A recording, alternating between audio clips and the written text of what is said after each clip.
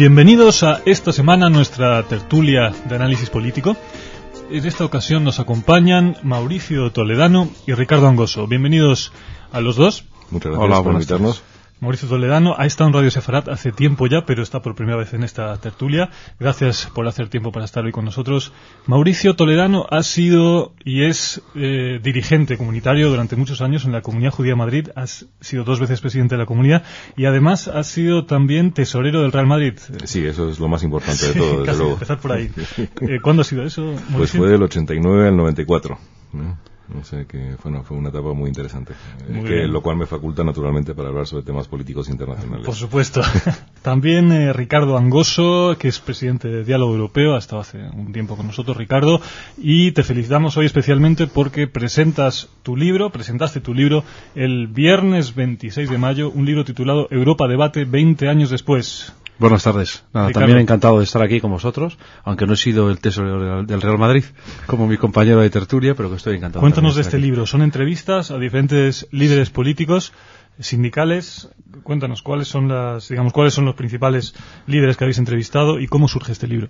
¿Cómo surge? Queríamos dar respuesta de hacia dónde va Europa, y son 44 percepciones desde España de hacia dónde va Europa, qué está pasando en el actual momento de la construcción europea. Vivimos un momento de cierto impasse, tanto Francia como Holanda han dicho que no a la Constitución europea, y queríamos buscar cuál era el sentir de la sociedad española.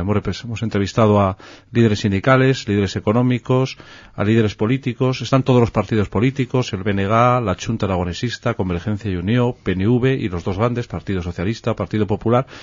Y fruto de esas 44 percepciones está este libro que se llama Europa a debate, que intenta dar un poco una respuesta española de hacia dónde va Europa, hacia dónde camina este proyecto común que nació tras la Segunda Guerra Mundial y que fue fruto, digamos, de ese reencuentro de los europeos tras la Segunda Guerra Mundial para evitar, digamos, que siguiéramos desangrándonos y evitar más conflictos, más guerras y más sufrimientos. Entre los entrevistados, por citar algunos, es una lista larga, está Luis María Ansón, está José María Fidalgo, José Antonio Jáuregui, varios periodistas, más Enrique Mújica, el defensor del pueblo, también está Joaquín Almunia, Alejo Vidal-Cuadras. Bueno, es un espectro amplio. El libro está escrito conjuntamente con Miguel Ángel Benedicto Solsona.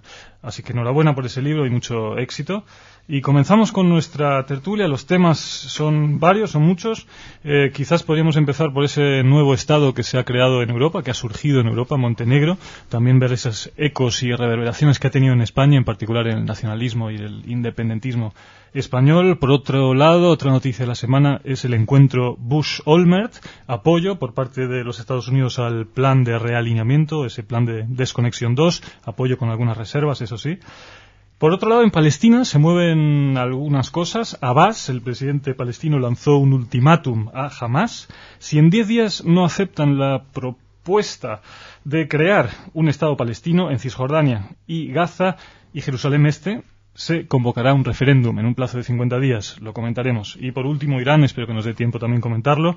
El Consejo de Seguridad estudia una resolución sobre Irán. Las sanciones, tal vez, excluido está en cualquier caso el incluir en esa resolución la amenaza del uso de la fuerza. Empezamos, son muchos temas, esperemos que nos dé tiempo. Ricardo, brevemente, cambia el mapa geopolítico de los Balcanes, surge un nuevo Estado. Churchill dijo una vez que los Balcanes producen más historia de la que se puede consumir. ¿Cómo lo ves tú? Tú has escrito sobre esto esta semana. Yo creo varias cosas. Aquí durante toda esta semana hemos visto, ha habido un intento por parte de ciertos grupos nacionalistas por manipular el tema. Y Montenegro no tiene nada que ver con las comunidades del Estado español, con las 17, y en el caso muy concreto de Euskadi y Cataluña. ¿Por qué? Porque siempre fue independiente hasta el año 1918. En segundo lugar, porque Yugoslavia es un invento muy reciente. Yugoslavia es del año 18, pero en el 40 se rompe tras la invasión de los alemanes e italianos en los Balcanes. Y por último, porque la Constitución de 1974, la que dejó el mariscal Tito, comprendía y legislaba el derecho a autodeterminación de las 6 repúblicas que componían la antigua Yugoslavia. Lo que ha hecho Montenegro es acogerse a lo que antes habían hecho Macedonia, Bosnia, Eslovenia y Croacia, el derecho a la autodeterminación. Y otro último apunte que te hago es que desde hacía 3 años, de facto, Montenegro ya era independiente porque tenía el euro, manejaba su agenda internacional y recibía a dignatarios al más alto nivel en Podgorica, la capital de Montenegro, sin ningún vínculo, y que además el Ejecutivo Federal tenía escasísimas competencias. Con lo cual, aparte de esa gran historia que tiene Montenegro como Estado independiente, Principado autónomo en los Balcanes durante la dominación otomana, que son ni más ni menos que 6 siglos, y que Yugoslavia era muy reciente, es que ya de facto Montenegro era casi independiente. O sea que asistimos a un hecho además poco dramático, porque se ha producido, a diferencia de los otros países, de una forma pacífica y democrática, con lo cual, pues bienvenida sea Montenegro de esta forma que lo ha hecho. Una pregunta futbolística. Parece ser que Serbia-Montenegro sí juega el Mundial. Efectivamente, es muy difícil separar esos equipos a tan poca distancia. Por de hecho, en varios Juegos Olímpicos se han producido circunstancias de esas cuando se rompió la Unión Soviética. Y entre renunciar a jugar al Mundial y jugar juntos todavía juegan juntos, efectivamente. Bien, pasamos al tema que suele ser el tema estrella de estas tertulias, que es Israel y Palestina. Mauricio, ¿cómo ves tú la propuesta de Abbas, esa especie de puñetazo que da sobre la mesa tras varias semanas de enfrentamientos internos entre Fatah y Hamas? De alguna manera hay una vía, una salida, hay luz al final del túnel. ¿Esto sería agotar todas las posibilidades de las que habló Bush? Bueno, vamos a ver, primero esta propuesta de referéndum por parte de Abbas hay que leerla en clave interna palestina. Todavía la OLP no ha aceptado su derrota electoral ante Hamas. Derrota electoral, en mi opinión, causada por la enorme corrupción que existía en los territorios palestinos a manos de la OLP.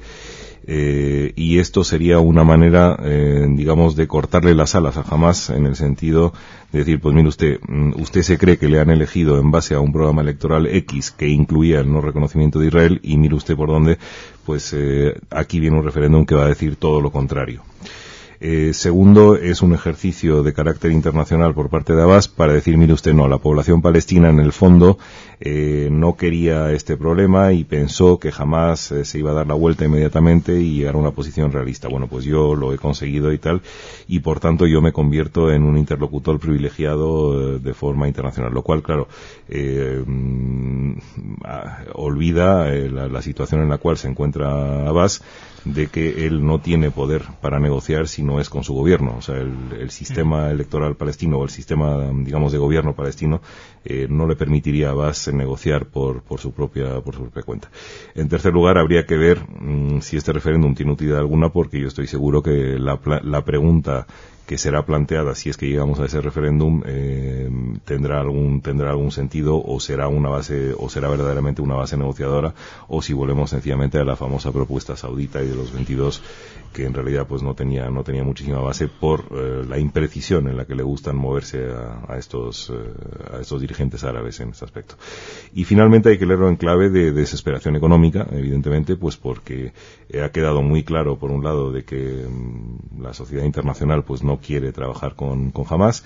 Eso significa que no están recibiendo los fondos, y de hecho no los están recibiendo no solo porque la comunidad internacional, llamémosla occidental, se ha opuesto a arbitrar circuitos para recibir esos fondos, sino que también los propios países árabes, que grandilocuentemente han ofrecido enormes sumas de dinero, tampoco a través de sus propias redes bancarias, que pudieran haberlo hecho, han hecho llegar dinero a los palestinos. O sea que yo creo que esto hay que leerlo pues en clave interna, en clave de desesperación económica, y bueno, pues el típico grito al aire que suelen lanzar algunos líderes árabes para mantener sus posiciones de poder. Ahora, si esto prospera, ¿cuál puede ser el resultado de ese referéndum, Ricardo?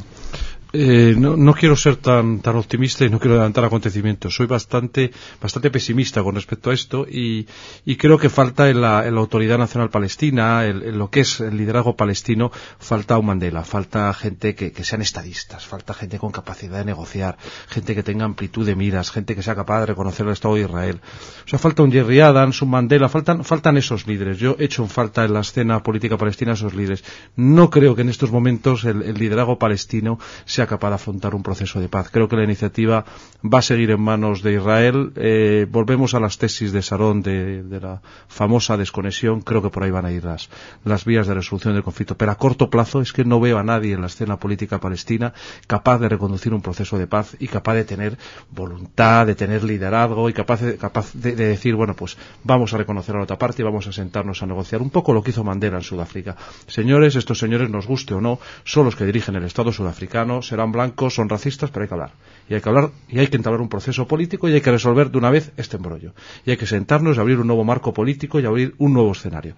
No lo veo en este momento en el liderazgo palestino. Y es que no veo en la escena palestina a nadie capaz y con ese talante de llevar a cabo ese proceso político. Has mencionado, Ricardo, la cuestión del reconocimiento, ¿no? De alguna manera, en esta propuesta o ese ultimátum que Abbas ha dado al gobierno de Hamás, no menciona en ningún momento la cuestión del reconocimiento de Israel. Es una cuestión implícita, pero de cierta forma es el reconocimiento, ese sapo, ¿no?, que no puede tragar jamás, reconocer a Israel, porque decir un Estado palestino en Gaza, Cisjordania y Jerusalén Este, que al fin y al cabo es, digamos... y la soledad de Abbas, que es que las elecciones han sufrido una derrota contundente y rotunda. Sí. Pero ustedes ya han tenido 80 escaños, casi los de Hamas. Pues que... yo espero que sencillamente la comunidad internacional acepte, vea muy claro que tiene que haber una aceptación explícita del Estado de Israel, y como eso no se produzca, y por eso me refería antes a vamos a ver en qué términos está planteado ese referéndum, porque un referéndum de medias tintas para intentar contentar a la opinión internacional a ver si me mandan el dinero para que yo pueda pagar a mis policías y no se me rebelen, pues no es exactamente un paso hacia la paz, ¿eh? Es algo para solventar un problema que tienen temporal, y bueno, pues eso no sería ningún gesto muy especial ni muy particular. ¿No estaría de alguna manera, me pongo en la situación más optimista, si prospera ese referéndum y si los palestinos deciden un Estado de esas características, implícitamente reconociendo a Israel, y tal vez tengamos un reconocimiento explícito, ¿no estaría la pelota del lado israelí? ¿Cuál debería ser la respuesta israelí a esa situación?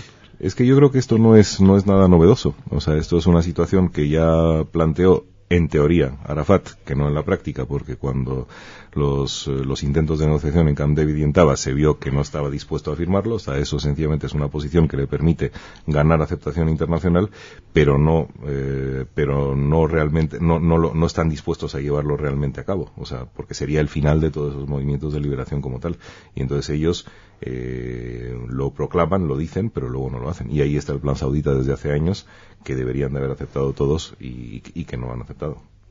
El encuentro entre Abbas y Bush a muchos ha sorprendido, porque Bush vio con cierto optimismo ese plan de desconexión que implica el desmantelamiento de varias colonias, el desalojo de 70.000 personas y mantener los grandes bloques de asentamientos en Male Adumim, en torno a Jerusalén, que siguen siendo 200.000 personas.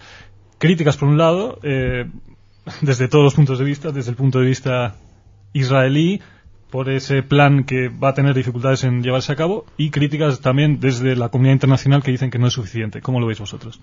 Yo veo primero que vamos a asistir en los próximos tiempos a más turbulencias. Creo que hay factores exógenos, que son que el clima en la región no es el más adecuado. Además, tampoco en dos de los grandes actores que tienen un gran peso en la vida política palestina, como son Siria y ahora Irán, pues la verdad siguen siendo muy radicales con respecto a Israel. Además, en los últimos tiempos, como hemos visto con el nuevo presidente iraní, ha habido una radicalización en Irán, ha recibido a los dirigentes de Hamas e incluso les ha entregado alguna cantidad de dinero.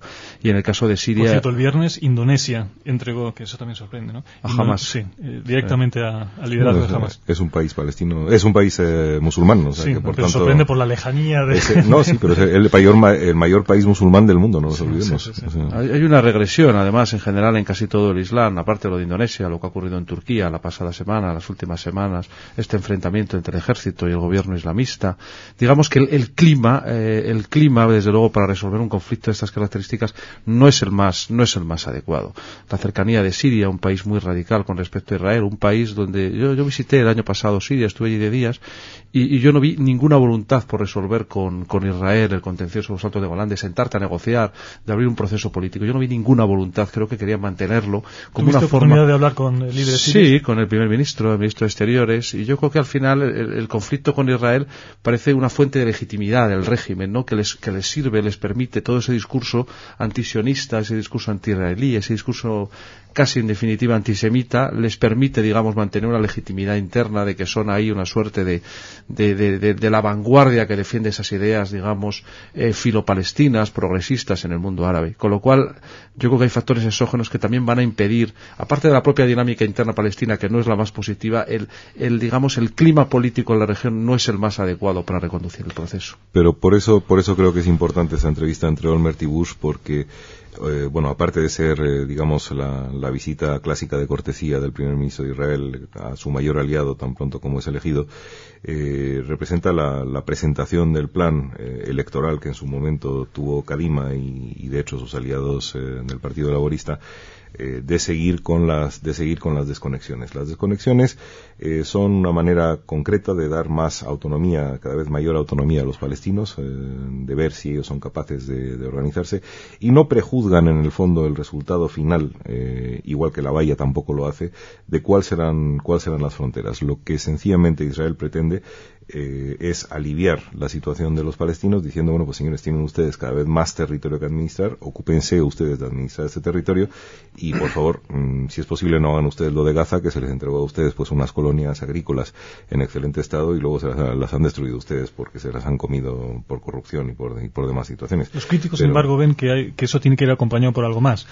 Tiene que haber algún tipo de negociación, de diálogo con respecto a cuál es la autoridad que queda en esos territorios desalojados, ¿no? Es como la metáfora esa de la desconexión es como un poquito, ¿no? Bueno, desconecto el vagón y allá vosotros. Pero esto creo que lo estaba diciendo Ricardo antes, pero vamos, esto es una expresión que tienen los ingleses y que se refiere a Argentina, ¿no? Para bailar el tango hace falta dos. Entonces, si resulta que no tienes a un partener con el cual bailar el tango, pues no te sirve de nada. Con lo cual, las únicas acciones de paz en estos momentos están siendo llevadas a cabo unilateralmente por Israel, sin prejuzgar, digamos, los resultados finales, pero sencillamente es una cuestión de decir, bueno, señores, hay que garantizar la seguridad, hay que ir devolviendo territorios, hay que seguir cumpliendo con la hoja de ruta, que no nos olvidemos que el único que cumple por el momento la hoja de ruta es Israel, y ya veremos a dónde nos lleva esto.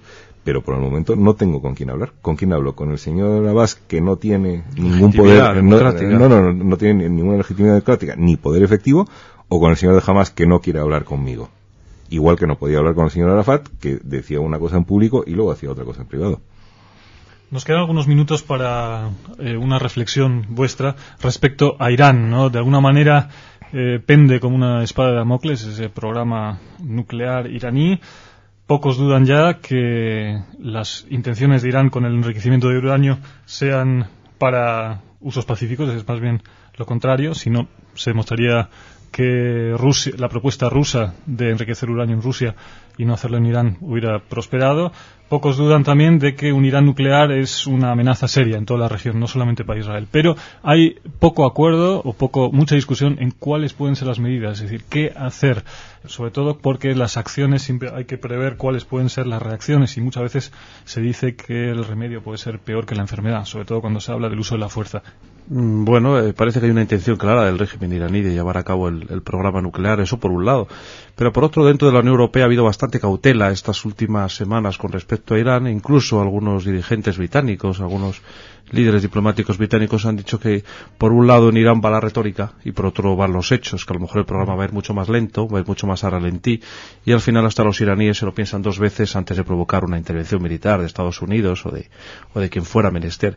En cualquier caso, en la región los tiempos no son los mejores, corren tiempos turbulentos, hay un clima no muy adecuado. Lo que está ocurriendo en las últimas semanas en Afganistán, con una estrategia por parte de los grupos terroristas muy parecida a lo que ocurre en Irak y en medio Irán y con su programa nuclear, pues la verdad es que nos pintan un escenario regional bastante complicado, tanto para la Unión Europea como los Estados Unidos, para todos aquellos de los que compone lo que se llama la comunidad internacional.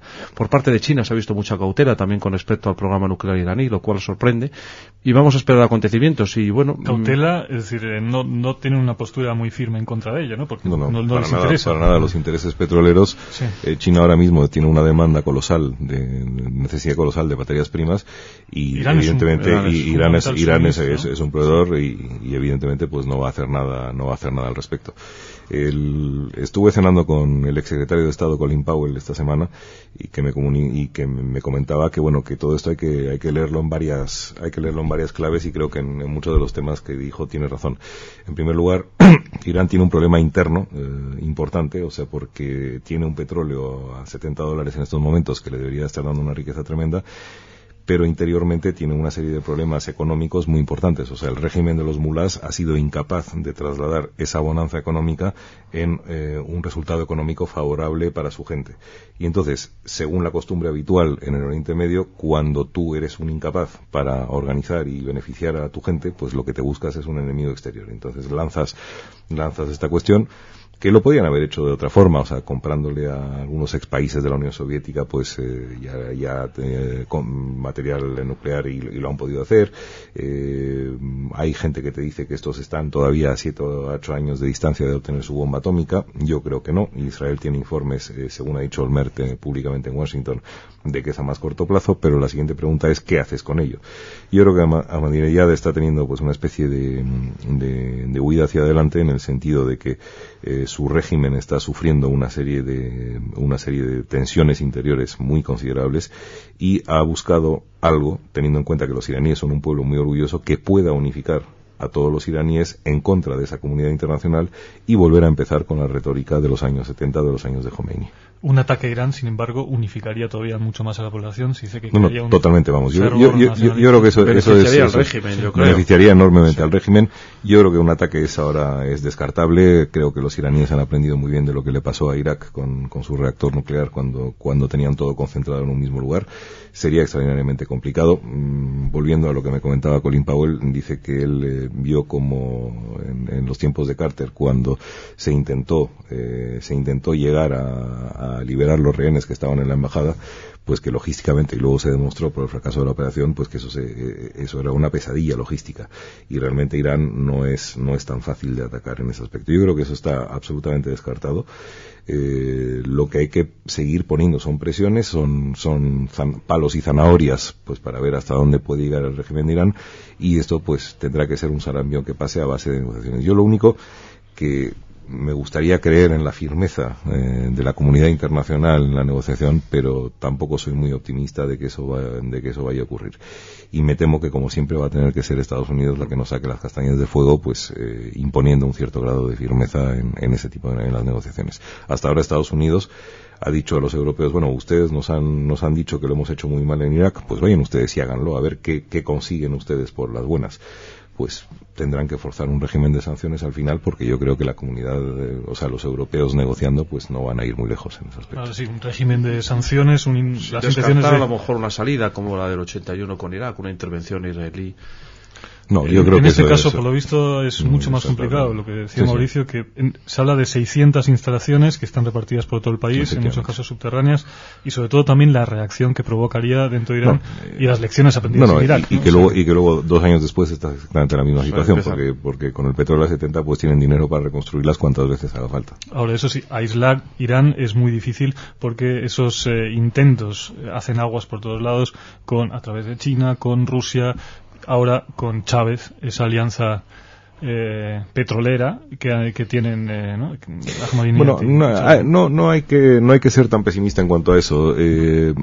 Hace mucho daño, o sea, ese tipo de sanciones hace mucho daño, y no hace falta más que ir a Cuba, que a pesar de haber tenido abierto pues todos los canales europeos para poder comprar todo lo que de Canadá, etcétera, pero se ha demostrado de que los regímenes colapsan por dentro, nunca colapsan por afuera, y unas sanciones económicas aplicadas debidamente pues suelen producir resultados saludables. Véase el caso de Libia.